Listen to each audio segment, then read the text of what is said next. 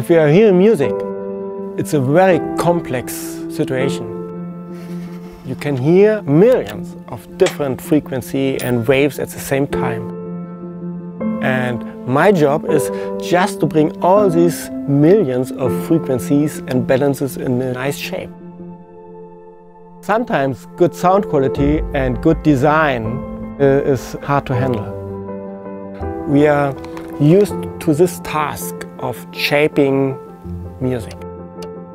We use also measurement tools, but in the end we will hear and we will judge just by hearing.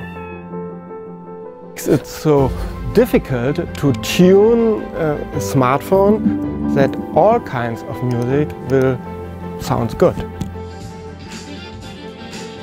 We can make a good reproduction even with a small smartphone, but you have to make it right.